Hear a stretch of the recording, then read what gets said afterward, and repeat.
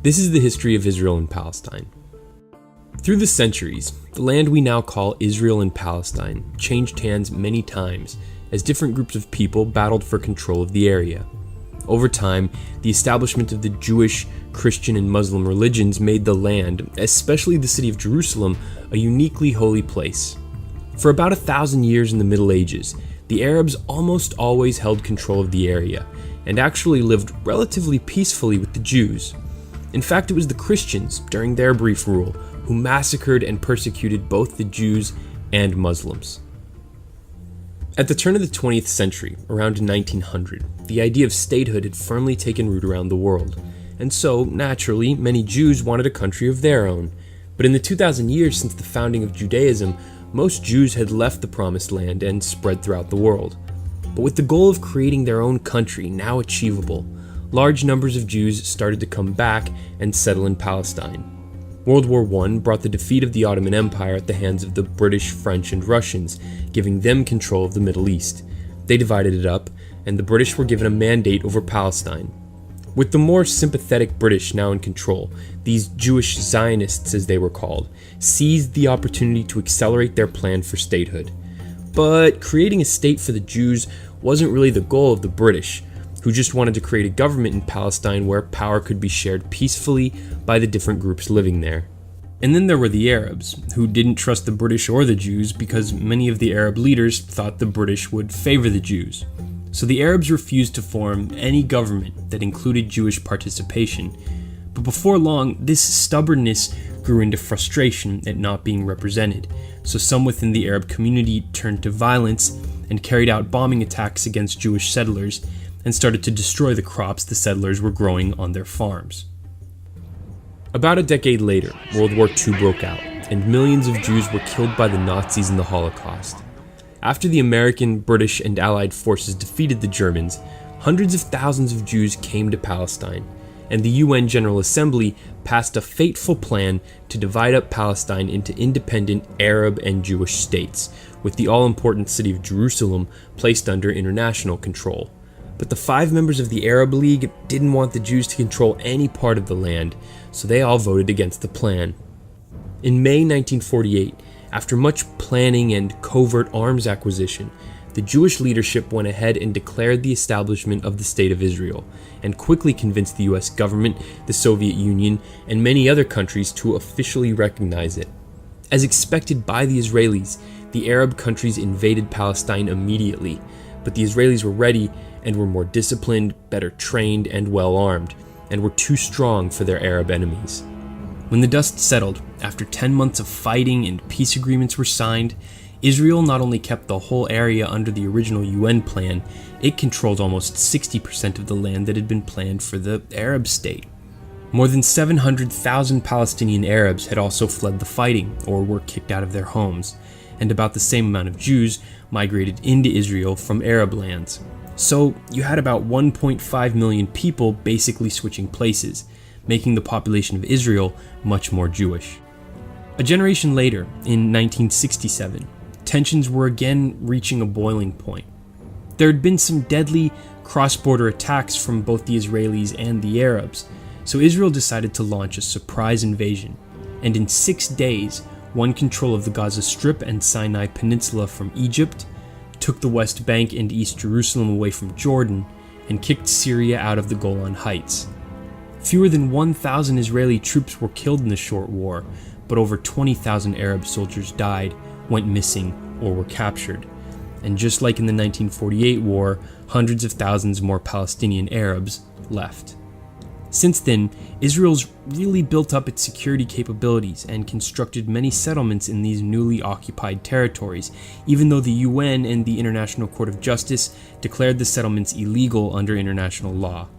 10 years after the war, Israel returned the Sinai Peninsula to Egypt, and in 2005 pulled its troops and the settlers out of the Gaza Strip. But there are around 750,000 Jewish settlers in the West Bank, East Jerusalem, and the Golan Heights. In 1993, Israel struck a deal with the leader of the Palestinian Liberation Organization, Yasser Arafat, and agreed to allow the Palestinians to set up a government and rule themselves in the Gaza Strip and the city of Jericho in the West Bank. In exchange, the PLO recognized the right of Israel to exist. This new Palestinian government, headed by Arafat, became known as the Palestinian Authority and was controlled by its majority party, Fatah.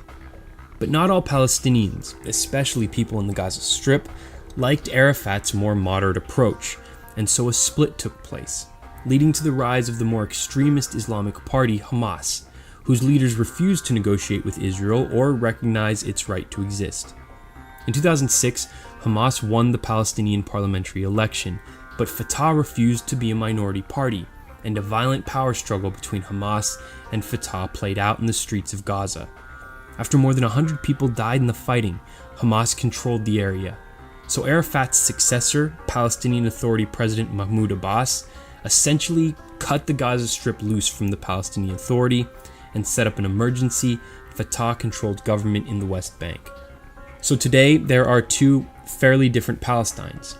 One is the West Bank, led by Abbas and his Fatah party, who more or less coexist peacefully with their many Jewish neighbors, although Israel is in the process of building a 400-mile-long barrier along the border. It's Abbas who's engaged in ongoing negotiations with Israel and the international community about reaching a solution to the conflict that would allow Palestine to become an independent country. The other Palestine is the Gaza Strip, which is essentially poor and mostly cut off from the rest of the world by Israel's sea embargo and a wall that divides it from Israel and Egypt, leaving its people without many basic necessities, including clean drinking water. Gaza is very dependent on the UN and the rest of the international community for aid. It's controlled by Hamas.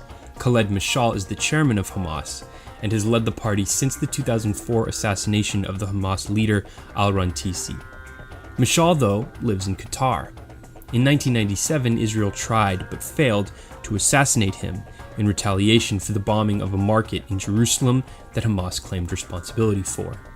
It's Hamas who has been the target of repeated Israeli military actions recently, including this year's Operation Protective Edge, which was a response to a number of attacks by Hamas against Israelis, including kidnappings and rocket attacks, both of which have been aided by the digging of many tunnels under both the Gaza-Israeli border and Gaza's southern border with Egypt. Hamas uses these tunnels to smuggle in weapons and money that it gets from others in the region who have an interest in destabilizing Israel's security, like Iran. In its response to Hamas, Israel has taken heavy criticism for its destructive and vengeful airstrikes that kill a high number of civilians. There are generally two ideas for how to end the conflict and give Palestinian statehood. The first is a two-state solution, where Israel and Palestine would be two sovereign countries living side by side. This is the strategy embraced by many in the international community, including US President Barack Obama, and is embraced by people like Prime Minister Benjamin Netanyahu and his Likud party. But time after time, negotiations around this solution fail because of the many issues it has to confront and resolve, like what to do about the 750,000 Jewish settlers in Palestinian areas, the instability of the Gaza Strip, the fact that the Gaza Strip and the West Bank aren't even connected, and of course, who would control Jerusalem? These obstacles have given rise to a second, alternative solution that's embraced by many Arab Israelis and even Jewish politicians like the newly elected president of Israel, Reuven Rivlin. They think the only practical way to go is a one-state solution compromise, where neither the Palestinians nor the Jewish people get exactly what they want, but would instead be unified in one single state that would ensure equal rights for all of its citizens. Proponents of this plan think it would solve one of the world's toughest problems and remove the entire area from the criticism of the modern world. The main argument from Israelis against the one-state solution is that it would instantly end the idea of a Jewish state and would make Jews a minority again. But looking at the numbers on a combined Arab-Israeli state, Jews would number 6.6 million and Arabs around 5.6 million.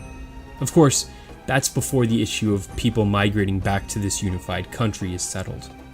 Another issue that would require a creative solution is the wealth gap between the technologically driven and very prosperous economy of Israel and the much more challenged economic situation of the Palestinian territories. Thanks for watching. Hopefully this video helps you see the situation with clearer eyes the next time it's in the news. But I want to know what you think. How should the Israeli-Palestinian conflict be solved?